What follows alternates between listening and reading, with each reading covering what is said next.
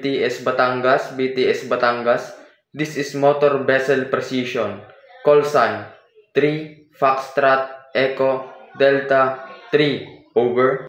Motor Vessel Precision, this is VTS Batangas. Please switch to channel 1-2 for further communication. Over. BTS Batangas, this is Motor Vessel Precision. Switch on channel 1-2. Over. Motor Vessel Precision, this is VTS Batangas. What is your estimate time of arrival? BTS Batangas, this is Motor Vessel Precision. My estimated time of arrival is 0800 hours on 30 October 2023. Over. Motor Vessel Precision, this is VTS Batangas. What is your current draft? Over. My current draft is 1.2.3 meters. Over. Motor Vessel Precision, this is VTS Batangas. How many persons do you have on board? And what is your gross tonnage? Over. BTS Batangas, this is Motor Vessel Precision.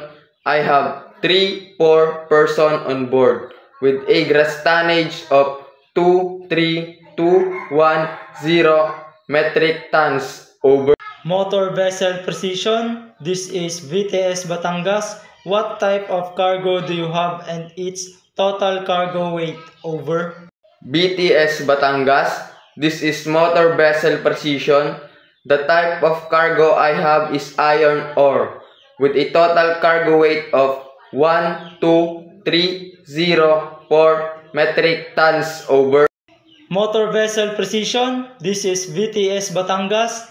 Do you carry any dangerous goods on board? Over. BTS Batangas, this is Motor Vessel Precision.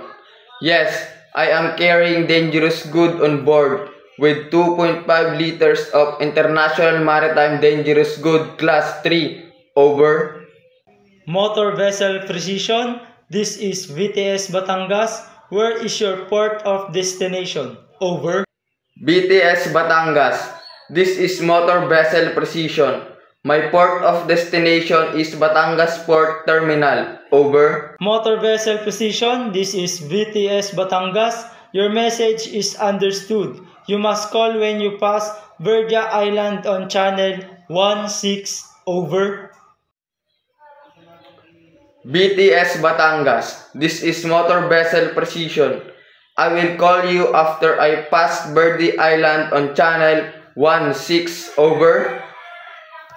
Motor Vessel Precision, standby on channel 16. Over.